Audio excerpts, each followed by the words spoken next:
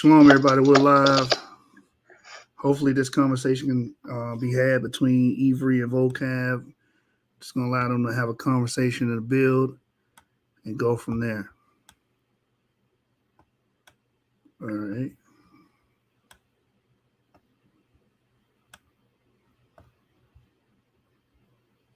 So we're waiting on that. I'm going to share my screen. I found out how to put Clubhouse on the computer, you guys. So check this out. Watch this. Let's see.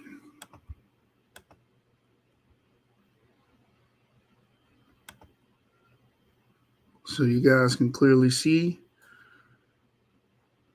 We're waiting on the guest of honor and allow these brothers to speak. And hopefully we'll get started here soon.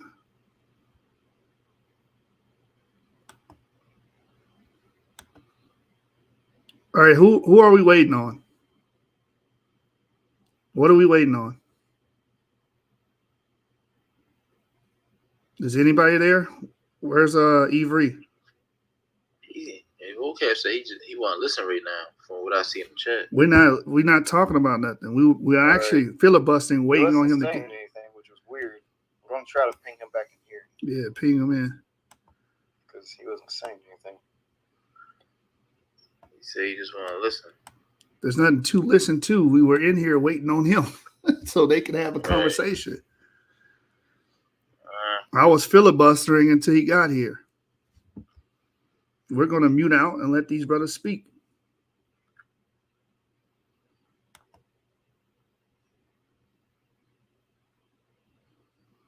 So whatever he gets up here. Hey, shoot, I'm trying to get you some smoke, man. With who? With Judah and Fopi. Yeah, Fopi. Fopi wanted to do the 12. He wanted to do the 12 tribes chart. They'll take the Negro argument. The Negro only argument? Yeah. Okay. So what is he saying? All African Americans are Jews? Phenotypically, like they would have to look phenotypically like us. Oh, that's all right. Yeah. On the source. It's got to be on the source, though. Yeah, I'm trying, like, next time they hop on the live, I'll get the information. Because I was talking to him. He want to do our debate with them first. And then he said he'll look to do another debate after. That's FOPE or Judah Nazareth? No, FOPE. Like after they debate us, then they said they'll take another debate.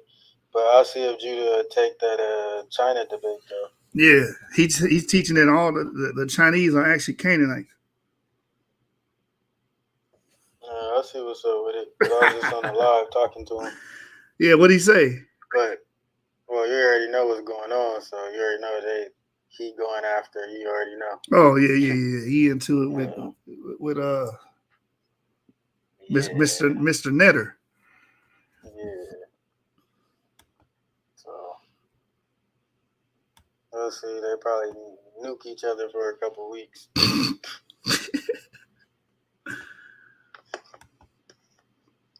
What happened? Did we lose this guy? Did we lose Vocab? Looks like it. Man, I smell some meow. Yeah, I had forgot about the side chat. He said he wanted to listen. I was like, there's nothing to listen to. We were in here filibustering so he could come in and have this dialogue with you. So when we saw him, I'm like, I'm going to be quiet. Everybody be quiet. Mute your mic. Allow these two people to speak. That's it. Yeah, so I texted him back, though. Yeah, tell them you're ready for the conversation. That's what we're here for.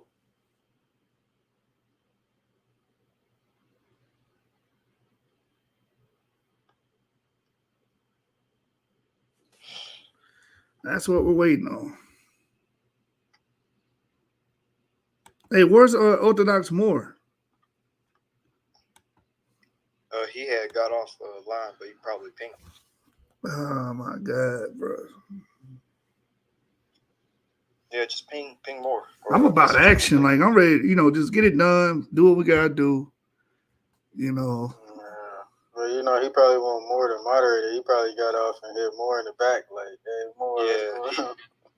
Yeah, he did say that he'd rather have more be a moderator. Yeah, I more. know Morrison told me that in the past. That's fine. No one cares about that, but he needs to show up, bro. Wait, so are you supposed to be having a bill with vocab? Yeah. Yeah, I was going to talk to him because I spoke to him earlier today on YouTube, on Debate Talk for You. So is he running now? That's exactly what's happening. This is the thing about these dudes, man. They want to be somewhere where they're comfortable. They want to be in a situation where it's 10 of them against him. We're not even doing that here. What we're doing is allowing these two brothers to speak, and that's it. And he doesn't even want to, have the dialogue. I mean, from what I'm reading in the chat, he was saying he wanted to listen. He said, I'm here, but wanted to listen for now. I guess he's saying he was busy. But, I mean, he could have just stated that. He could have came up and stated that. He ain't busy. He been online interviewing all day. Like, what are you doing at 11 o'clock at night? Stop it, bro. Like, people be playing, man. Well, I guess we can let everybody back up then. Since listen to what? Like, we were filibustering. I want to see what's up with them niggas running in my phone on YouTube and all that. Until nigga, I'm tired of these guys, man. I ain't gonna lie, man. They irritate me, bro.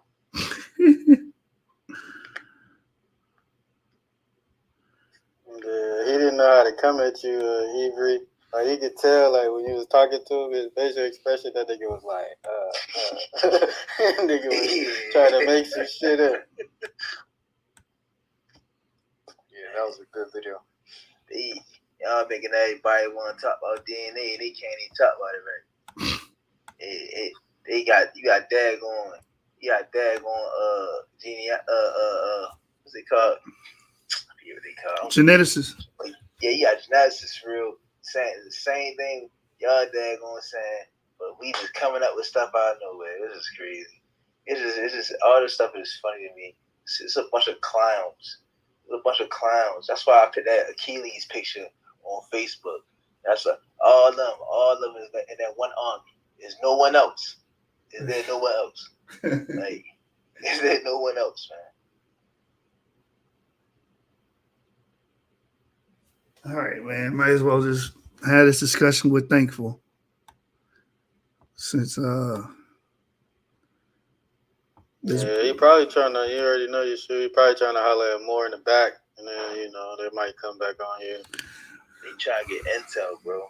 That's what they trying to get intel. That's all. you can't get intel on us. Everything we talk about is common knowledge if you just look it up. Yeah, There's not no this ain't no secret. What do you think we is? Like, this ain't no secret information, secret swirl scholarship.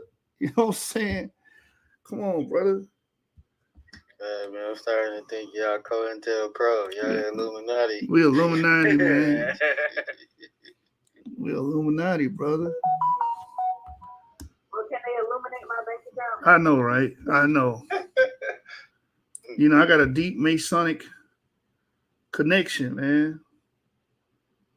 These brothers are crazy. Like, all this stuff we talking about, you can just look up for yourself. Like I was telling the brother Thankful about the people that will be related to the Khoisan. They found skeleton remains with that DNA, AM13. And I believe that would have been the original population that would have ruled in those areas. You understand, from the evidence that we have found, pre-Kerma population, Northern Sudan. That's what I was getting at when you got here. I don't know how's that intel or that's known. I heard you talking. It got scared. You shoot. You already know, man. It's different. Y'all different. Like, you feel me? He got that One West doctrine down to a T. Somebody come out here that don't got a One West doctrine, bro, it's just different. You can't deal with it. Well, I wasn't gonna be having the discussion with him. Avery was, so I don't know, man. I don't know, bro. I don't think there is no excuse for this, bro. You know, just like in the room yesterday. Man. Can I ask you a question, Yachu? Who? Blessing to the room. Hey, Shalom, who is this speaking? Tommy Black, bro. Hey, what's going on, Tommy? What's up, man? I be learning from you cats, man. So I think I seen a video with Avery where he said that Aplo is actually Japheth and not Israel. Is that true? That's absolutely true with the evidence that we have, man. Yo, man, they be okay. Let me. I'm ready for y'all to get it in. I want to hear this, bro. Waiting on that brother to show up. You know, I'm gonna be quiet. I ain't saying nothing. I'm just gonna be quiet. But Avery and Vocab not about to come in here. he act just like Esther did in the other room. How she tried to drop that little. We practiced endogamy for thousands of years. We only made it tribe. Y'all started pressing her about why y'all got 5 different apples. All of a sudden, I'm gonna go if no one else has any questions. Answer these questions you got right now. Y'all got RJIK. Since y'all was practicing endogamy, then she gonna hit the everybody converted in. Nah. We not hearing that. now your story sounding overly convenient now because we're gonna put you in a corner. oh man.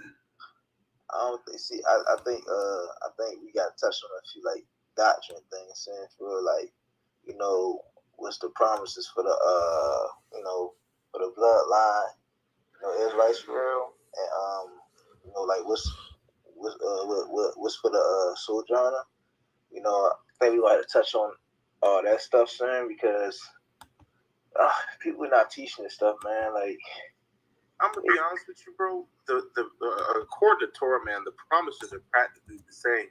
What you're seeing is main character syndrome, and the person in the Ashkenazi Jews, not all, but a lot of them have main character syndrome, where they can be the only bloodline children of Israel. Right. The promises are only for them, even though they go through the Torah and understand that the curses would be scattering to the four corners of the world.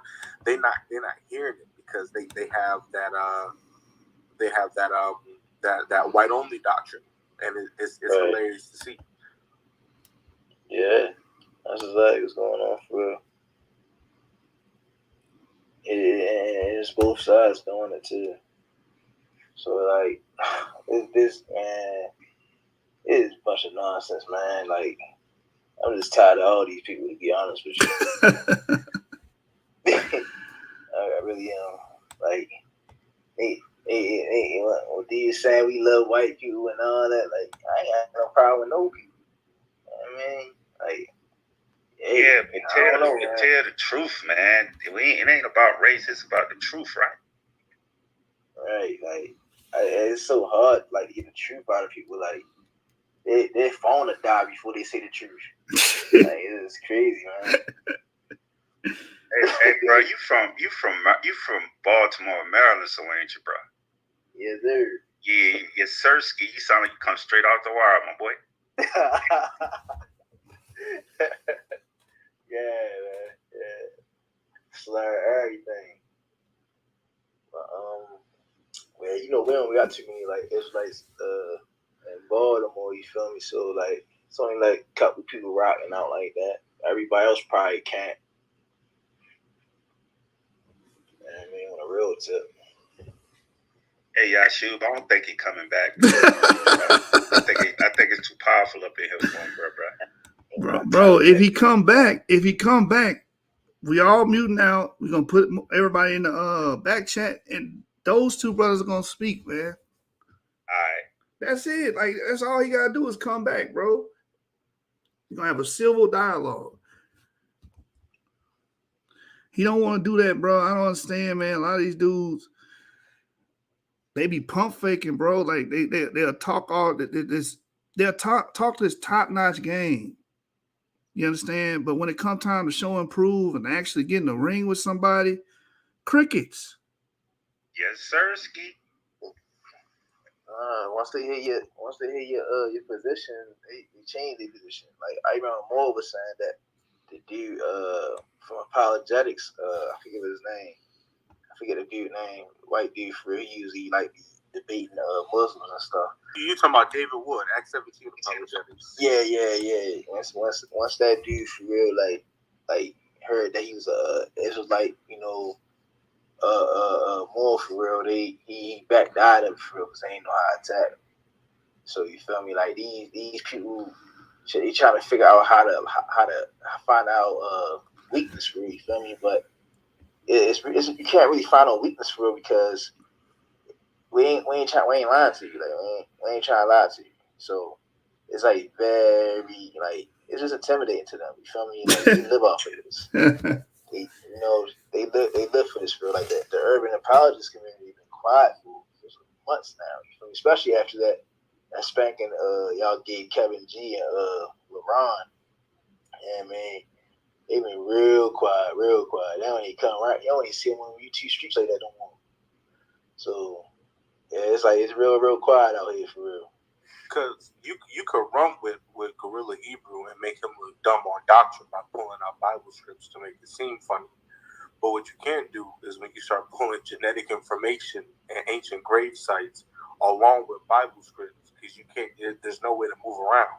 Like LeBron hates DNA. LeBron hates DNA. When you talk to them Hispanics in the camps, they hate DNA too.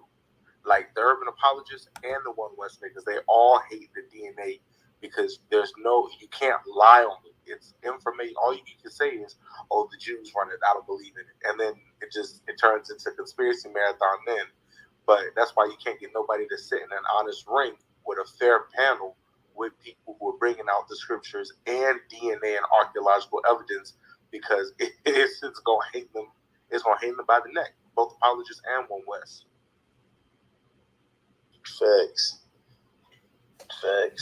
And that's why nobody want to come off of their channels.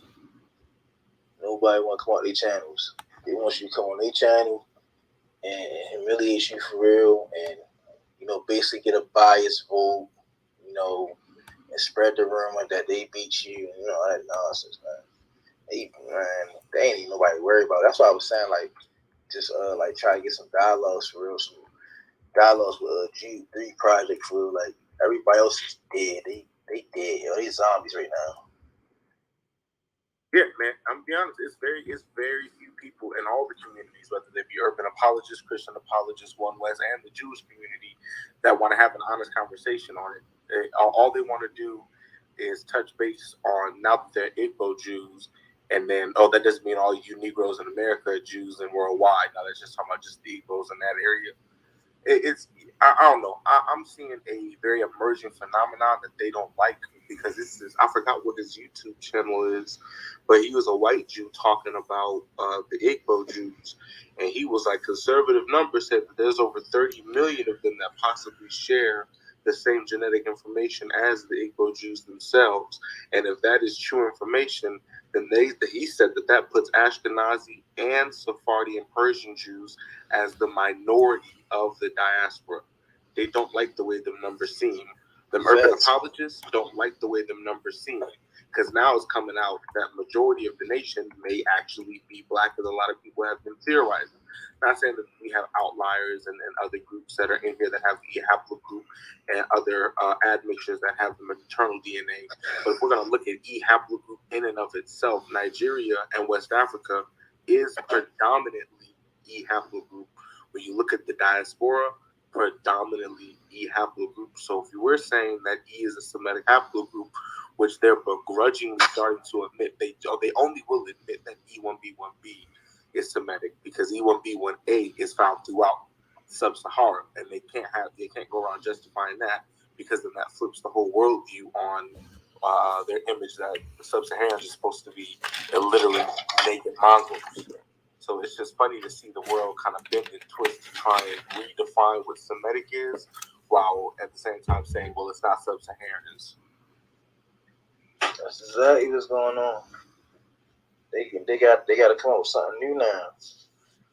You know, so like when I hear these different conversations, I be it kind of be sad. You feel me? Like for me, it be sad to me. You feel me? Like it really just pissed me off now because now you gotta switch your position. Like the brother Baran, it was like when he heard about the Igbo situation. You feel me? I could tell he was low key pissed off because when it came out, he said, oh, now y'all need those people to validate y'all. Now y'all need those people to validate y'all.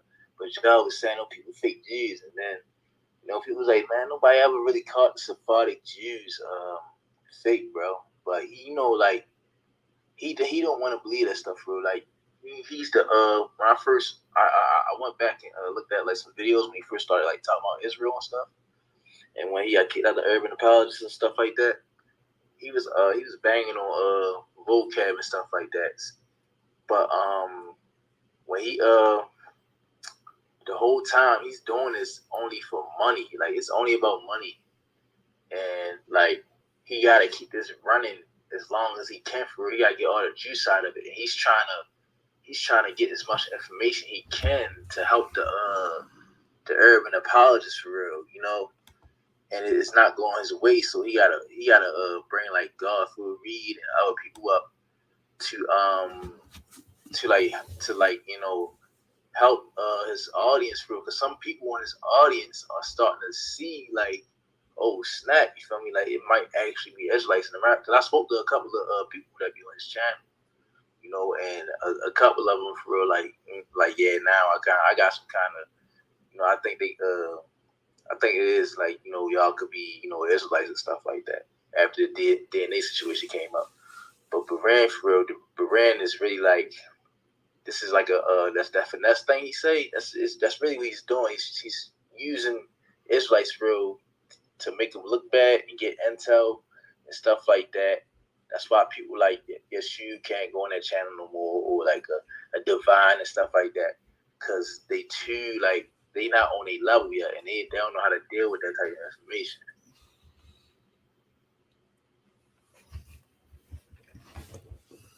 Yeah, and it's also happening on the camp level too. I've been talking to some of my old camp contacts about the we heard about the Igbo situation and this, that, and the other. And it's just like, y'all will say that they're not real Jews on one hand, but then when they come out with the information, now all of a sudden you accepted it.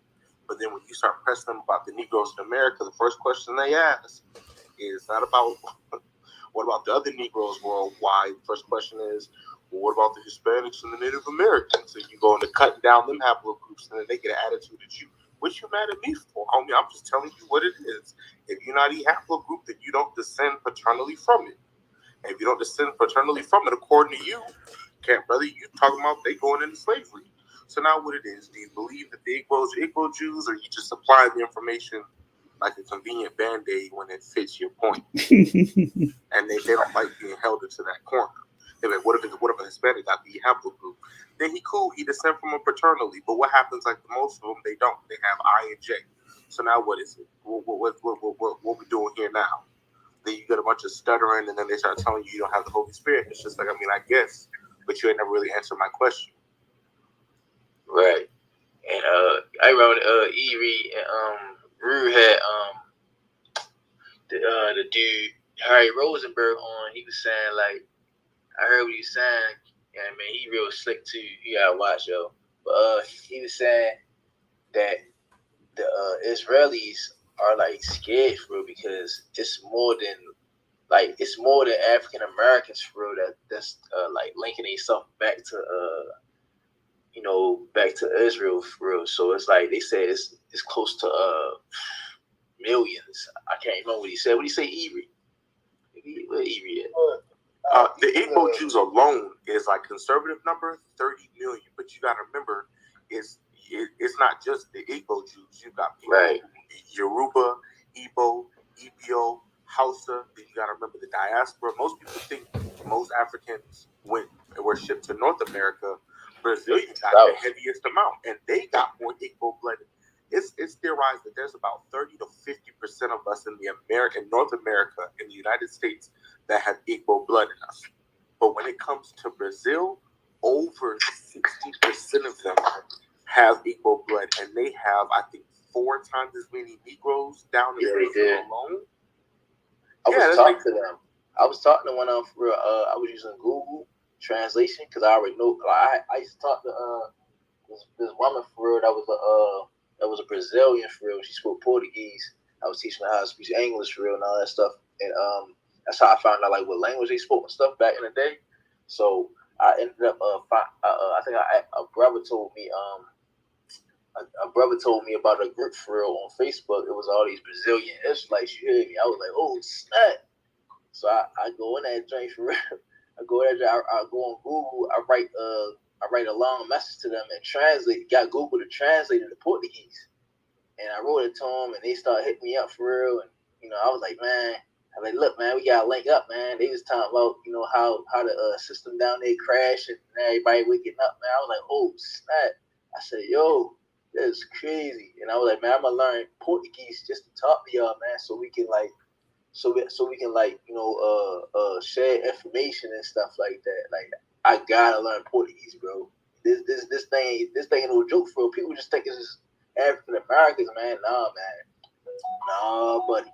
This joint goes really to the four corners of the earth. It's not a game. I'm telling you. One of the big rabbis in Israel, he estimated that there's at least 400 million Israelites worldwide. Exactly. That's exactly what he's saying. Yup. That's what he's saying. He said they scared. They scared because there's too many of them. You feel me? Yep. And he was, and some of them think that people just trying resources. Nah, but this is like, that's why I be trying to tell people, like, these Christians that be talking out the side of their butt for real, like yo, like, nah, this awakening is not just African Americans, man. Like, it's bigger than what y'all think, man. I'm telling you. And they got this other Jewish communities for real. I forget this one Jewish channel I follow, but they talk about like different people waking up for real. Like from all different regions for real. These people talk about that, and people don't know that though. Like, people just think it's just some type of some type of thing trending right now. Nah, this is like a supernatural thing going on.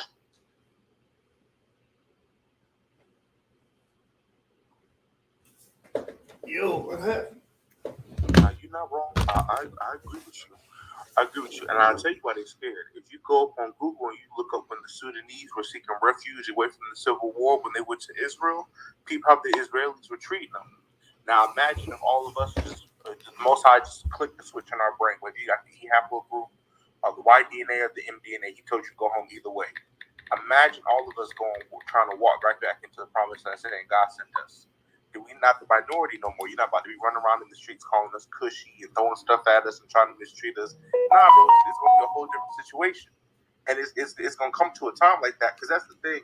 When you get the sources or some of the rabbis who are, because let's be honest, in some streams of Judaism, it is inherently anti-black, because you have pillars such as Rashi. Rashi is well known for being anti-black, and some of his commentary is very well known for anti-black. If you look up his commentary on the child of bitter waters, when a husband gets the spirit of jealousy and he thinks his wife has committed adultery against him, he can take her before the Cohen and she'll drink the bitter water. And I think something about her stomach or something will swell if she did commit adultery, but if she didn't, she'll be blessed with an open womb and will have many children. If you look up Rashi's commentary, he talks about how if the children are dark-skinned, she had dark-skinned children before, the children will come out white or light-skinned. So you have rabbis who have that anti-black sentiment, and when you start asking them about their messianic age, and you point out what about Zephaniah 3 when it talks about beyond the rivers of Ethiopia, they'll admit begrudgingly to the Limba and Beth Israel and Ethiopia.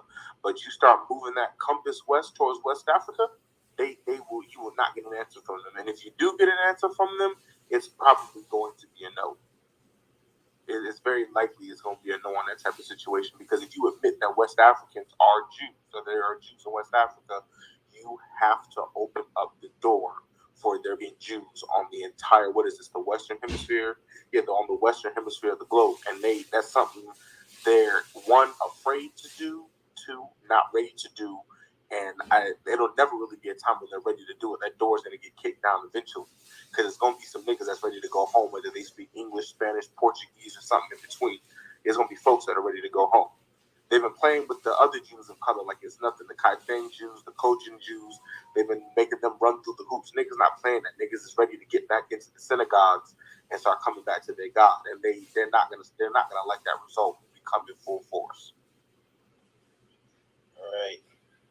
And that's why I ain't never think about it until he brought it up that they was scared. I was like, dang. And I ain't never think about it just now. Like, oh man, we could ransack that joint. Yeah, like that. We could like easily take it easily. Man, they had bombers first, bro. they straight hopping the F1, whatever that drink called, straight bombers. It's team video.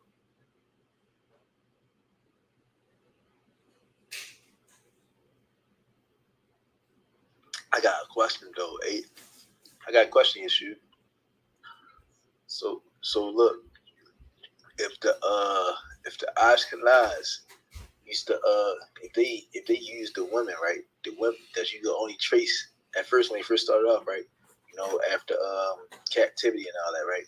If they only used the women DNA, to claim jewelry, right? How did they start claiming it through Jaden?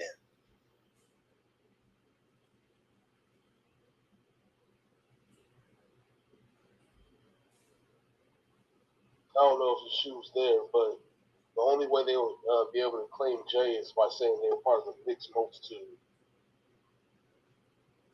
Yeah, because like the Most High be like talk to me about this stuff for real, and I was putting a scenario in my head. I was like, hold up. They said, they traced the Jewish blood through the women because of I forget what it was. What it was again? It was because of rape that was happening. Okay, thought so. I didn't want to say the wrong thing, right?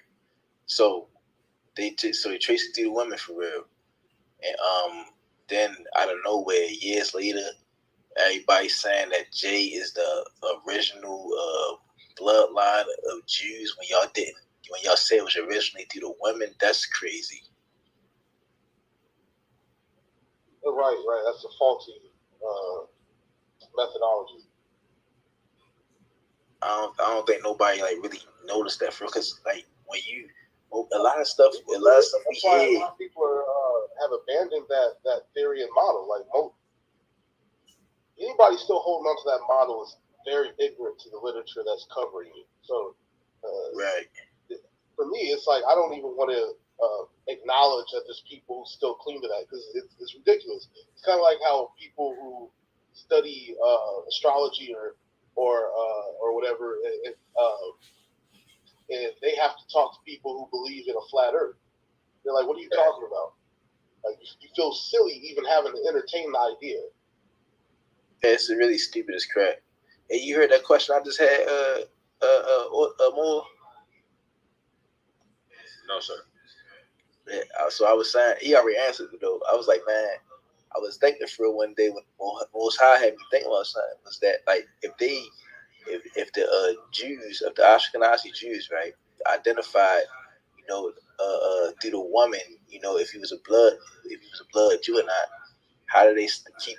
How do they use the Happy Group J as the real Jew bloodline now? You feel me? That's a fantastic question.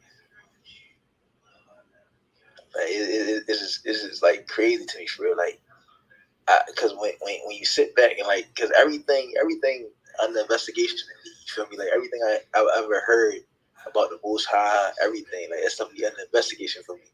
So I go back thinking about that joint. Like, hold up, that don't make sense.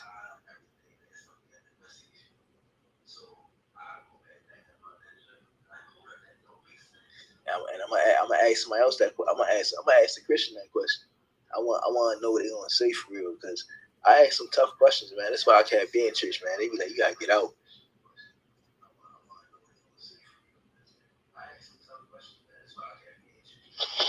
I would mind chiming in on this point. Basically, shalom, fam. Basically, Shalom, man. there's a book. The brother's name is John in Time, and he wrote a book called Abraham's Children. He was one of the first to identify and validate the limba by genetics. And so it's kind of a goalpost moving situation. I read that book probably about 8 years ago now. And what initially occurred was they wanted to look at the entire Jewish diaspora and figure out if the connection was there or how they were connected. So you could look at like cultural anthropology, look at Sephardic Jews and Ashkenazi Jews and Mitzrayim Jews and see that they all had Torah, right? That was one of the cultural components. But then when they did the genetics, they didn't find a common connection. This is when some of that first research, especially around like 2007, then again in 2011, came out that, they were not connected as a whole. And the places that they were connected didn't count because they were clearly European haplogroups like J, right? And so they said, they went back to the drawing board and they said, well, how do we actually determine them? Because that was a failure, right? So they said, well, how do we actually determine this? Well, we need to look at the Cohen. So they started looking at the rabbis. They started looking at people who had long genealogies that were supposedly in the priestly line and were rabbis, because supposedly the priests started becoming rabbis. Those long genealogies, someone like Josh just talked about it, the redhead rabbi. These guys have these long genealogies that they can trace their lines back to. So basically, what ends up happening is they say, well, we'll look at only the Cohen and then we'll see what they have in common. And that's when they found this common marker that was on the J marker. And then they called that the Cohen haplotype. And when they identified the limba, they checked them because limba do have J, and that gets kind of deep into like these incursions. J was present in the Levant. It's not the originator, but it was present, and you can clearly see these like trade routes. So it gets a little bit complicated there when you look at the history of it. But the J markers have been there for a while, and clearly the limba have J, but obviously they mainly have E. And so that's how they came to that J marker like that. And was the method. Again, that book is Abraham's Children. He's an Ashkenazi Jewish geneticist. And he actually, I like him because he runs his own DNA and then he's honest and he's European. And so basically, that was one of the ways, well, that was the way that the limba were validated by Israel, was through his work and his book. And so they kind of ran with that for a while, but obviously beginning to fall apart because that haplogroup didn't prove to be a Semitic line. Yeah, so send me the name of that book. So boom. What was the haplogroup of the 300 or how many women that was that they was originally supposed to trace jewelry to? Well, that's a very complicated thing because I don't know that I think I would. That's a hard one, man. I try not to be disrespectful to people, but I think they were looking at Hay was one of the main ones. Rue might be able to speak more to that. I'm very careful with that because the studies basically showed, I can tell you the conclusion. The studies basically showed that none of those haplogroups came from the Levant. They're not from the Middle East. And that's what triggered that young lady, Esther, yesterday. And y'all had that woman texted me for like 2 hours after that. That was hilarious. I'm trying to get her down, man. So she can see that I understand I'm a Messianic Jew, but I've been doing this my whole life. So like I said, I taught Hebrew. And both her and Antonio started texting me because they could pick up on the words that I was using that clearly indicate that I had a certain type of rabbinical knowledge. So they started texting back and forth with me. And I try to disarm a lot of that by going straight to the rabbis. That's why I sent the declaration from the court ruling yesterday, which really disarms what they're saying. Because some of them, they know some of this stuff, but they like to play in the weeds and act like, well, if they don't know, then I'm not going to tell them. So I make them have to disagree with this Jewish court. Or have to make, or in the Jewish community, that would make them clueless. So neither of them could do that. And they both were saying, well, we agree with that. And, it just became this whole thing. But that was what triggered her yesterday. And it's let her know that she was not probably by genetics, But I think they get triggered because they think that we're saying that their conversions are legitimate, and I'm not asserting that at all. That's why I'm very careful, because I'm not trying to say that I believe they have a right to convert. That doesn't mean that she converted. It doesn't mean that somebody converted in the past 300 years in their family. It just means that somewhere along the lines, obviously, some Israelite, or sadly, maybe even some European male who converted, became a Jew, then married one of their mothers along that line. And so, but it doesn't mean that they didn't suffer. It doesn't mean that they were not persons. Like she said, she could trace her family line to be like, forced into fighting in the Colosseum in Rome, like slaves. Like I get that. Like that's a very real thing, and I don't want to take that from anybody. But the synopsis is that the Ashkenazi Jewish women do not trace back to the Bible. That's something that they do not want to talk about, but it's reality. I'll send you that. Okay. All right, cool. Y'all ever seen that Stephen Pigeon like how who we say 12 tribes are, where they at?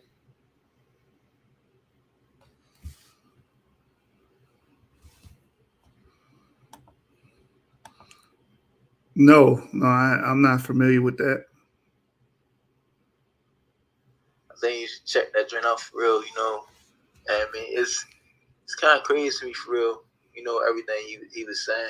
Matter of fact, I'm gonna send it to you now. I'm saying that lady we were dealing with the other day. I got a lot of racist energy from her. A lot of racist vibes. Yeah. Eurocentricity. You talking about Esther? Yeah, I think that's Claire. I dealt with her in the past. What she does is she gets in the room, she tries to impose her will and say, "Listen, I'm the teacher. You listen. You. If you have any questions about it, talk to me." No, stop it. This is not your room. You're not dominating anything. You go create your own room and have your own platform. And it's always Eurocentric. There is no nuance to an argument. It's just, we were in Persia, we were in Europe. Okay, the Jews went to Libya. The Jews went to Egypt. The Jews went to Northwest Africa. And the Jews found their way below the Sahel. Not just Europe. You understand? So it's like when she come with that energy, she's come with that energy because she's saying, damn it, this is my legacy and no one else can have it. It's just Eurocentric and that's it. That's the vibe I get from her. And that's why she had that long diatribe. I'm going to teach these Negroes and put them in their place. That's how I looked at it. That's how I was like. I was with her too before on the Hebrewism way trying to got the attitude. Yeah, that's not true according to Jewish history. Jewish history encompasses more than Eastern Europeans, East European Jews. that's what made me realize. I was reading the book by Edith. What's her name? Edith Bruder. Yeah. That's like there was a point in history, or there was a point in time where I didn't believe there was Jews below the Sahara. There was probably a couple of years ago, just because there wasn't a lot of evidence for it coming out, or contemporary sources. But then I realized, if Jews started out in Southern Europe, right, and they spread all throughout the continent of Europe over the thousands of years. Why is not the same true? Why can't the same thing be true for Africa? Exactly. Obviously, planes back then, they didn't fly from the land of Israel to West Africa. They had to migrate there, but the same's true for Ukraine and all that. Northern Europe. Obviously, their ancestors came from Southern Europe during the days of Rome, living there. Mm-hmm. Throughout the continent over thousands of years. Yeah, I mean, the Jews are very, they proliferate a lot of areas. And it's just, I don't know why is that so hard of a concept to grasp. They're not just one thing. And that's what I was trying to explain to the sister, man. But I guess in her mind, I'm only here to do one thing, and that's to put you guys in your place. But yeah, that's actually an excellent book. I'm looking for it right now. I don't know what I did with it. Edith Bruder. Let me see. Where did I do that book? Yeah, that's a great book. Right here. Edith Bruder. So yeah, if you go to this book, I read this for my YouTube channel as well. I think it's around page 103. It talks about an unbroken chain of Jews. And if you're not going to read this book in its entirety, at least look at chapter 8, which is the historical narratives of a Jewish presence in sub-Saharan Africa. It's a very good chapter, and it deals with a lot of the Arabic records and attestation of Jews. Let me see if I can find the page here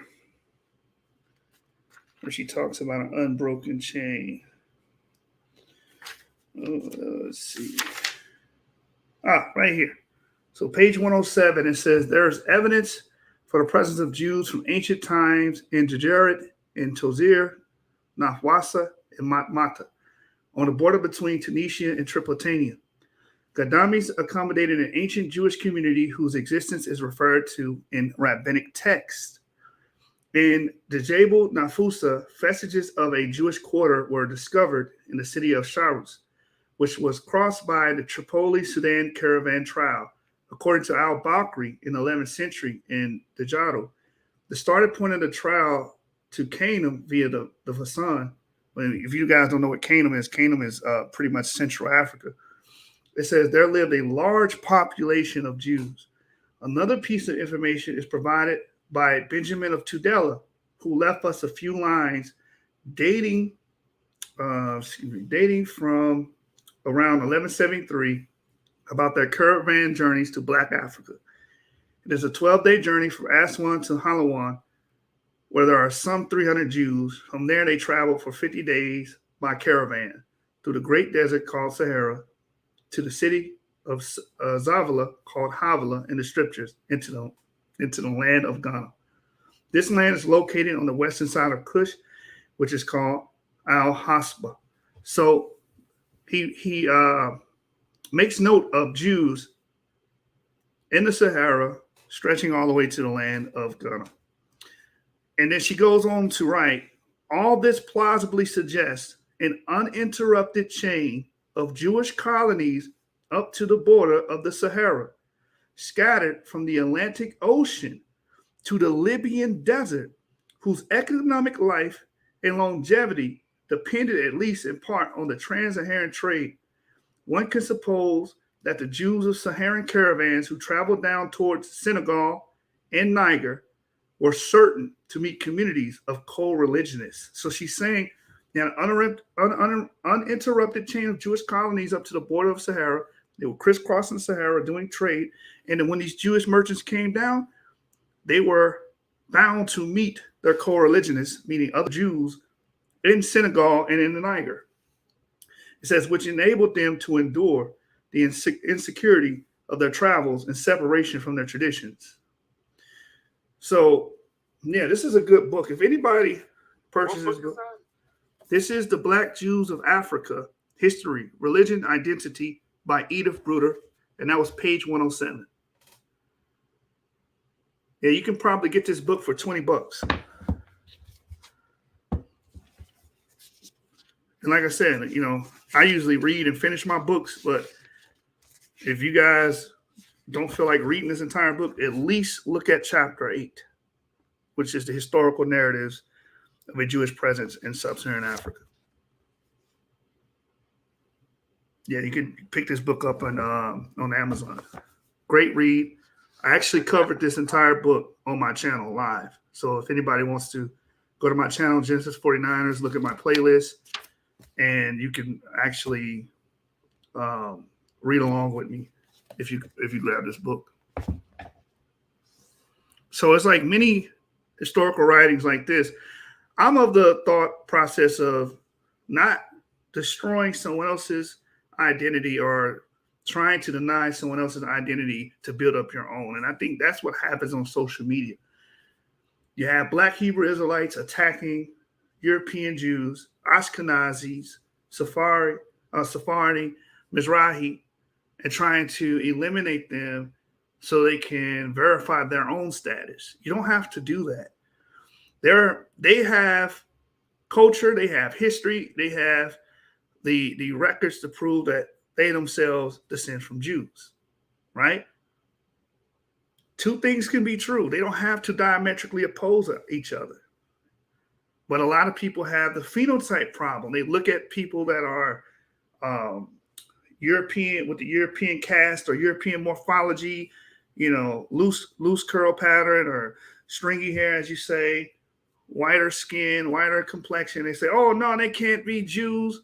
And then the opposite is true with the Europeans. It's like, oh, well, they look at your morphology. They look at the skin gradation of color. They look at how big your nose is. If you have an African cast, African morphology, say there's no way you can be a Jew because we know Jews to be white. That's the beauty of the Limba tribe, because the Limba tribe are so-called sub-Saharan African in morphology, but they have the same exact markers. If you look up the Limba Revisited, somebody could pin that in the chat so people can grab that article. There's an article, The Limba Origins Revisited, tracing the ancestry of the Y chromosomes in South African and Zimbabwean Limba. And if you look at the DNA chart there, it shows you what haplogroups that they have in common with Jews. They have EM35 amongst the Limba. They also have JM172 amongst the Limba. Surprisingly, they have KM9 amongst the Limba and LM11, right? They even have R markers amongst the Limba. They have RM207 amongst the Limba. RSRY10831 is amongst the Limba as well, which we do find amongst Jews. So these markers, they share markers. JM267 amongst the Limba and the Rimba. JP58. A lot of you guys should be familiar with JP58. That's the CMH co-model haplotype. It's amongst the Limba. As you well know, that's amongst the Jews. JM12 is amongst the Limba as well as the Jews. But these people, when you look up the Limba, you look up the Rimba, if you look at these people that are in sub-Saharan Africa present day time, these people have the African morphology and caste. What does this prove? This proves that you cannot judge someone's ancestry solely based on how they look. Like I always use the same example. If any man in this room today was to move to East Asia and have children with an East Asian woman, your children are going to have the East Asian caste and morphology. Let's say it's a Japanese woman. Your children are going to have the Japanese caste and morphology. They're going to look like the local Japanese. And as they continue to do that, pick up the autosomes and mix with the locals and the autochthonous people of Japan, each generation is going to look more and more like the locals. So fast forward 1,000 years. After 1,000 years, you introgress into Japan, you have those children. Those children are going to completely look like the locals. Your descendants are going to look like the locals. But guess what? They're going to carry your sex chromosomes. Those are your descendants no matter how they look. And this is the enigma that we deal with today. We have several people that are related paternally and some maternally that don't look like each other. And we can even drop the argument on Jews. We have this issue with Africans, period. You have people that look at North Africans as if, oh, we have nothing to do with them. But those North Africans are related to Sub-Saharan Africans. They're related paternally. Oh, the North Africans are Arabs. Yeah, but North Africans are dominated primarily by haplogroup E1B1B. Sub-Saharan Africa is dominated primarily by haplogroup E1B1A. These are brother clades. They descend from the same ancestral clade, same group of ancient men. This is why we should erode the arguments about phenotypes and going off of morphology and caste and go more off of ancestry and genetics. So I'll land there. If anybody else wants to join in on that or chime in on that, give your commentary, agree, disagree, let me know. I just wanted to say you were right about the girl because she started texting me, and she was agreeing. Well, I'm not saying she ever disagreed with the Beijing ruling, but she did try to, like you say, that colorism. And I was checking her on it. I got all the text. I can show you. And she starts to kind of move towards, well, we accept that, but we were not black to begin with and this. And so I just started correcting that. And what I realized is that a lot of people don't just have the basic understanding of genetics. They don't understand the three major types of DNA.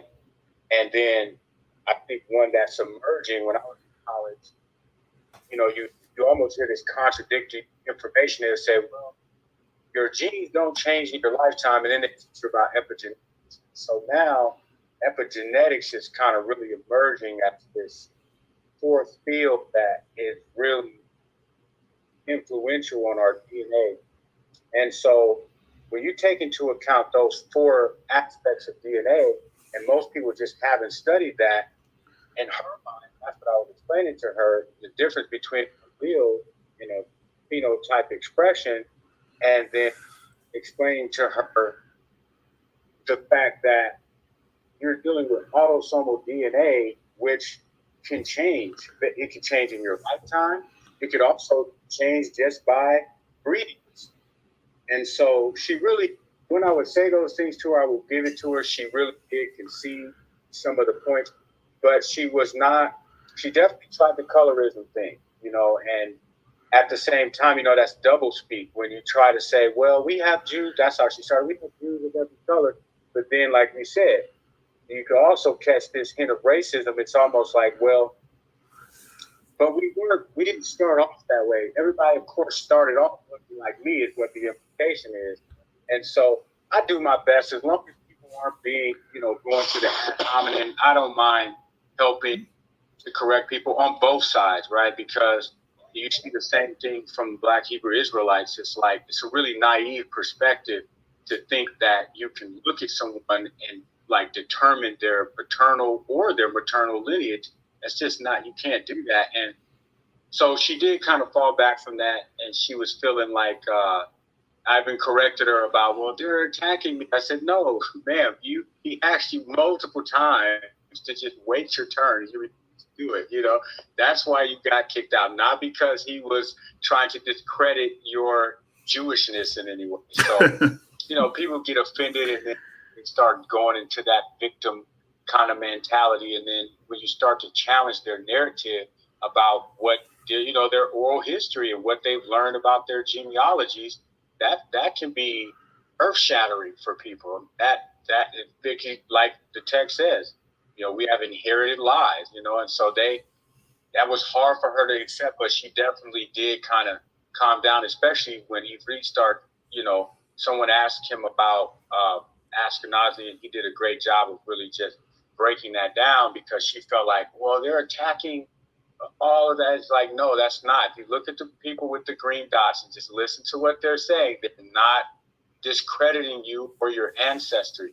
And she did calm down after that. I will give her that. But she definitely, just like a lot of black people, she has this idea that everybody, Jews started off white, but of course there are black Jews, and you have, you know, proverbial black Jews are like, well, we started off black, but we were obviously the white people changed too. And I think that when you look at the limba, that was one of my first assertions too, even though they were confirmed through the J with the Cohen haplotype. When you look at all those E markers and then you look at the phenotype of the people, they look like the other Bantu people visually. And I think I was just referring to that book, Abraham's Children by John Entine, where he was the first one to confirm the limba genetically. He's an Ashkenazi Jewish geneticist.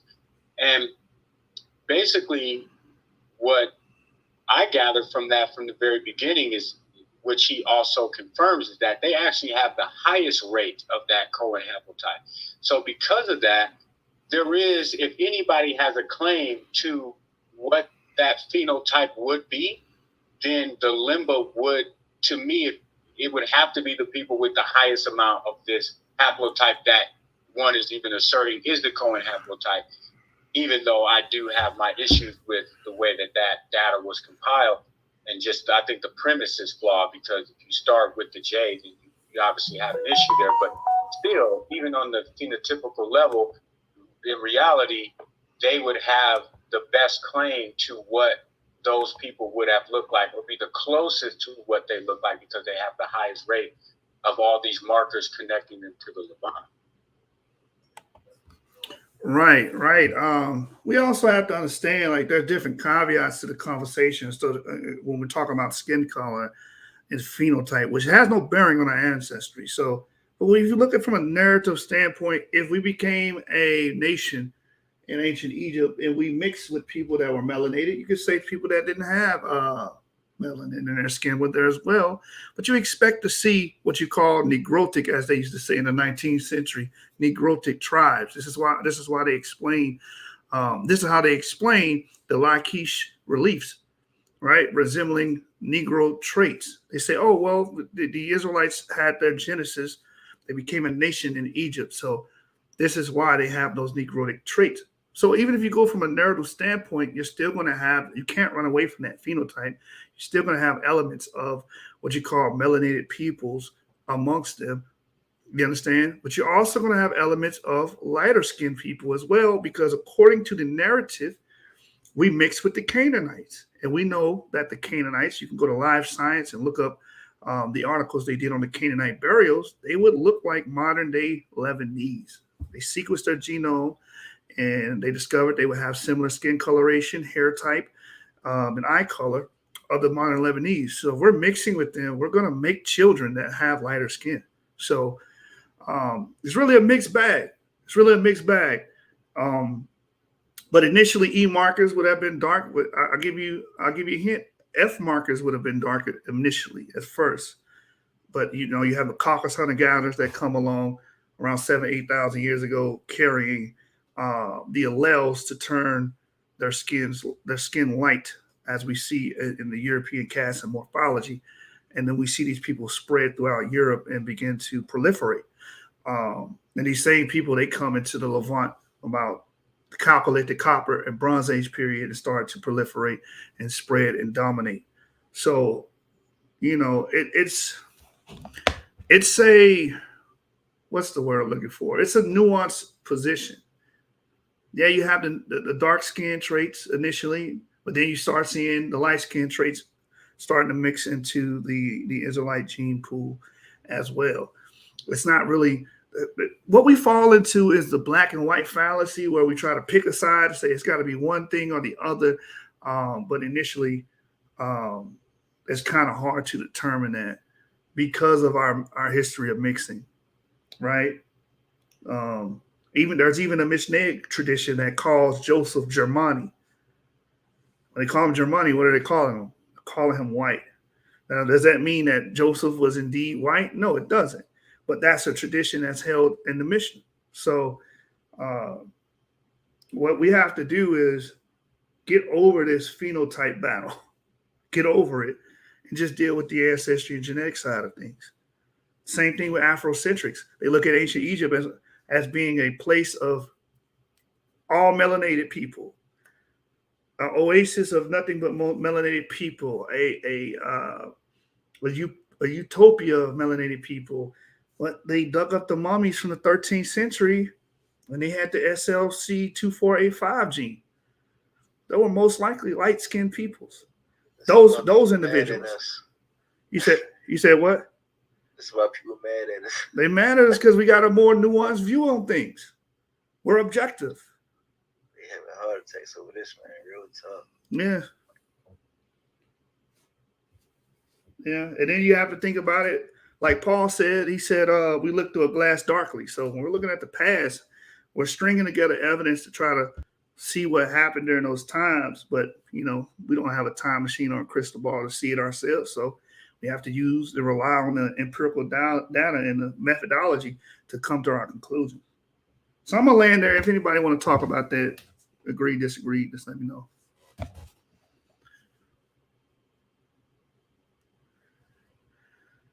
Not all at the same time. Well, I don't like to filibuster, so I'll be falling back a lot. But I definitely think that one of the things I always try to push to people, which goes to general cultural anthropology, sociology, they bring this up a lot. They have some great documentaries like there's one Brown Blue Eyes. There's a documentary, The Journey of Man. There's another one that was done by geneticists. I'm trying to think of the name of it, but it was all geneticists. And it's basically all these concepts of demystifying the concept of race. And I think that's like really what it comes down to, is that people now realize that there is no such thing as race. That's the biggest issue, that the concept of race is a social construct which was created for social economic stratification in society, so that the darker you were, the lower you were. And that with our people, and I meant to say that yesterday, but there were so many people in that conversation, I just didn't want to keep jumping in. There were so many people that wanted to speak. But when we talk about debunking Black Hebrew Israelites, that's part of the issue. So, right, in critical thinking, I learned that, we have these logical fallacies. And when you have to be able to list your biases before a debate and admit what your biases may be, so that you can be as objective as possible, but no one can ever be fully objective. And so in the very phrasing of Black Hebrew Israelites, there's a major issue, because first you will have to identify a people who are Black. And that's the problem, because that was pseudoscience from the beginning. If you try to do that, then you're basically saying you go to the Philippines, you can go to Malaysia, you can go to India, you can go to Australia, and you can find people that some populations are darker than the vast majority of Africa. Are they Black people, right? And that's the issue right there, is that those are different people groups, different haplogroups on the paternal and the maternal side. They may phenotypically look like a person from the Congo, but in reality, that is a different group of people. And once you start with the flawed premise, I don't care how great the math looks, if the math started at 2 + 2 = 5, then the entire hypothesis is flawed. If your initial premise is flawed, then the entire hypothesis is flawed. And so that's the problem, is there's an issue with starting with a flawed premise that there was ever a such thing as a black person when that was really something that was created by racist people to control another group of people who have brown skin. And just trying to demystify that whole thing, man, it's like, even for myself, I have to consistently work to make for sure that I don't fall back into that type of ideology, because trying to break that type of thinking, that goes back to the Clark Dow study and why schools were integrated in the first place, right? That you can't, even raising a child, you can take a child as early as 4 or 5 years old, and they already have these ideas about race and what is superior and what is inferior. And it doesn't just include the so-called white group of people. It includes African Americans.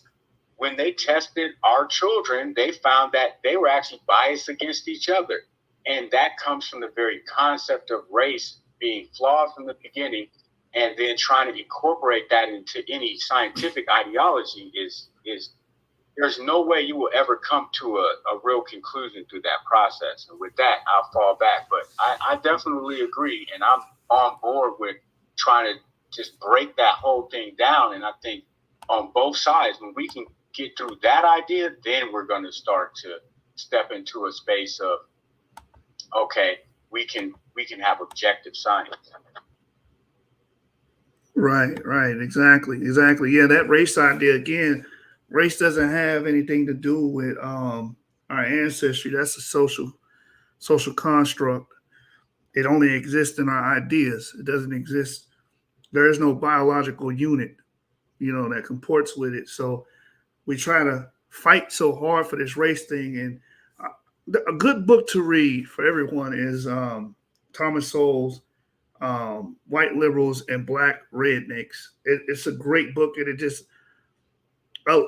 allows you to see how we develop our psyche here in America and the way we think. A lot of us have adopted this racism and adopted ideas about race and racial superiority and the color of your skin matters in those regards from bigots, from racists themselves. So he covers that. He does a great job showing that why African Americans will say, "Oh, you read and you speak properly, then you're acting white." That's actually something. That's actually a phrase that was being used in antebellum South, and it had a negative connotation to it, because you had rednecks down south that did not believe that ex-slaves should be educated.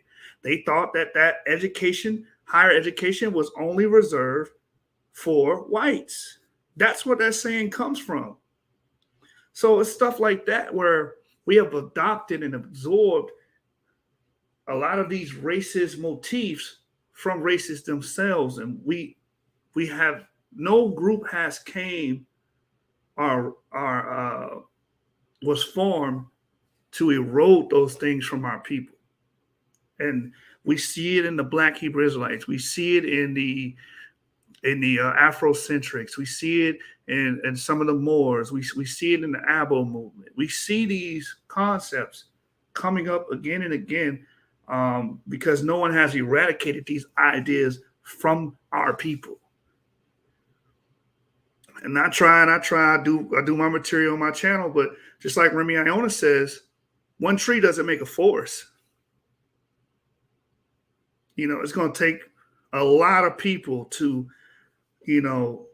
reverse the racial typological thinking that our people have. And you brought up the public school system as well. I think the public school system owes some of the blame because they pretty much continue to instill some of these ideas and concepts into our people. So there's a lot of deconstructing we have to do, right? But I want to share this with you guys. This is Black people in the Bible, because one of my goals on my channel is to get Black Hebrew Israelites to get over their fear of white Hebrew Israelites, and then vice versa, right? So watch this. I'm going to read this. The Hebrews were a people of color, chapter 12. This is in the book Black People in the Bible. Let me see if I can get the author real quick. Go to the cover. Randolph Jackson. And he makes some interesting arguments, right? So he quotes Genesis 12:1. It says, "Now the Lord had said unto Abram, Get thee out of thy country and from thy kindred and from thy father's house unto the land that I show thee." He jumps from there to Genesis 47:27. "And Israel dwelt in the land of Egypt in the country of Goshen, and they had possession therein and grew and multiplied exceedingly." So what I brought out earlier is that the Israelites actually, have their genesis in Egypt, because that's when they become a nation, right? It says in Deuteronomy 26:5, "And thou shalt speak and say before the Lord thy God, a Syrian ready to perish was my father, and he went down into Egypt and sojourned there with a few and became there a nation, great, mighty, and populous." Right? And it goes on to say, "Now the sojourning of the children of Israel who dwelt in Egypt was 430 years. That's Exodus 12:40. So if the Israelites spent all this time amongst what you would say that a people that included melanated people, maybe there were some lighter skin types there as well, but for the most part, we know there were melanated people there. They were mixing with these people. They became a blend with these people. Then we would expect that will be an element there, right, of that melanin or melanation amongst the Jews or early Israelites. I'm going to continue to read. It says, "The Hebrews were a wandering Asiatic tribe who prospered by their entrance into Africa." Genesis 47:27. "The Hebrews went into Africa as a family, the extended family of Jacob, third Hebrew patriarch. They emerged from Africa 430 years later as a nation of 12 tribes. They brought with them African customs and traditions such as male circumcision and matriarchy, which they had acquired during their centuries-long sojourn in Africa." It says here, the question concerning, open quote, "the question concerning the origin of circumcision has only one answer. It comes from Egypt," close quote. It says Abraham, the first Hebrew, was from Mesopotamia, Acts 7:2, Genesis 24:10. And it says here, Acts 7:2, it says, "And he said, Men, brethren, and fathers, hearken, the God of glory appeared unto our father Abraham when he was in Mesopotamia before he dealt in Charan."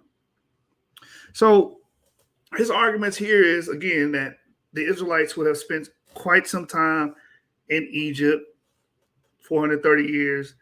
And then, of course, we have the other tradition saying that it was less time, but some time, and they became populous in Egypt. So he goes on to read, to say, "Whereas Mesopotamia, it is an ancient country in Asia between Tigris and Euphrates rivers. The modern nation of Iraq includes much of this region.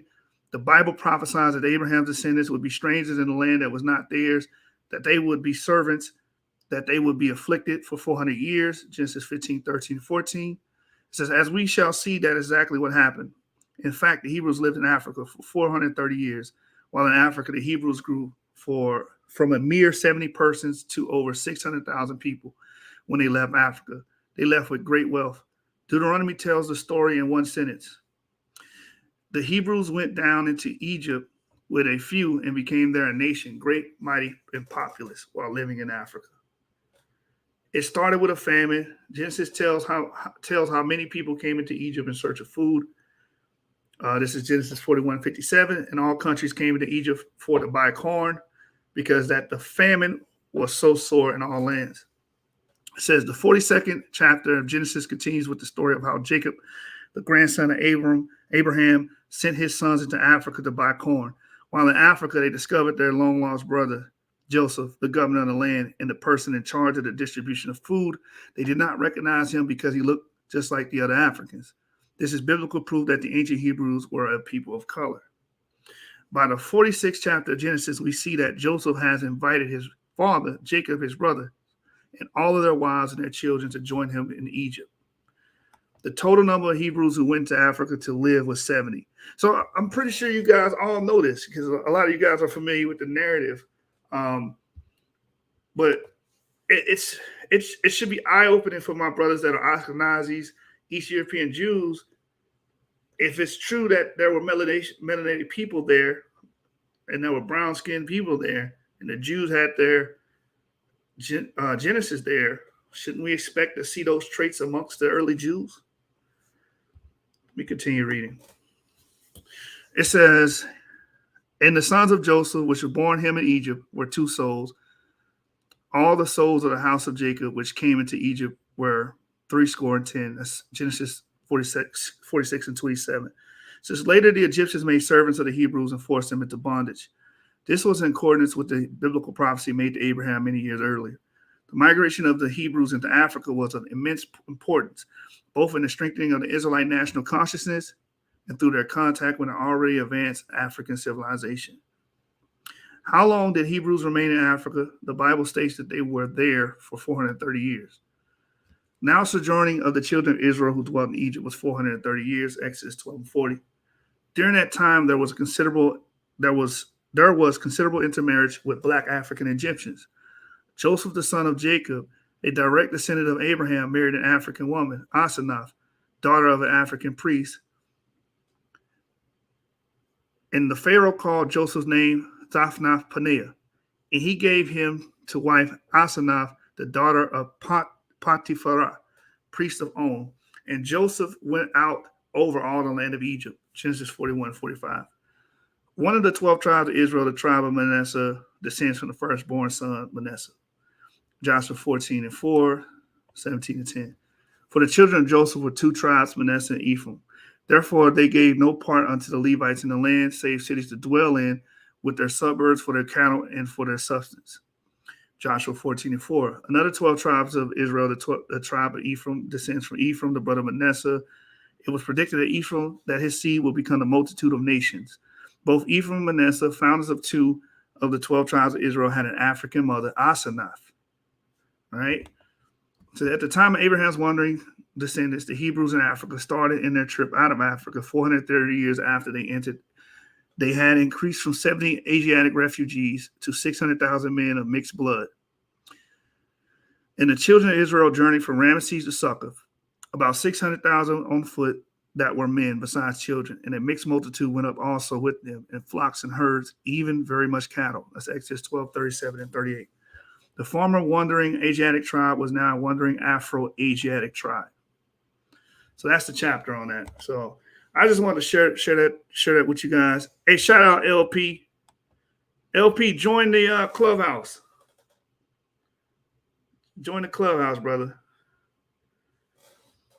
Now, I just wanted to share that book, man, because are we really putting emphasis on the narrative? Are we really putting emphasis on the narrative?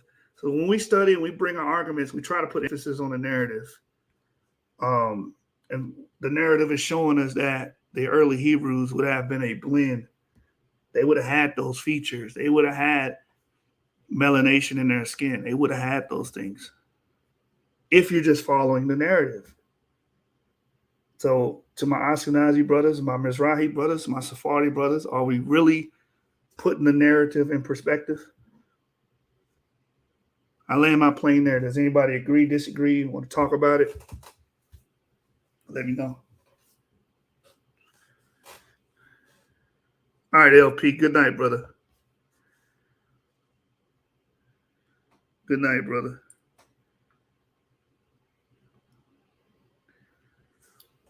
Also up top, you can see that the article for the Limba has been pinned. So if anybody wants to grab that article, it's up there. And you can see the various haplogroups amongst the Limba. There's also talks about their oral story.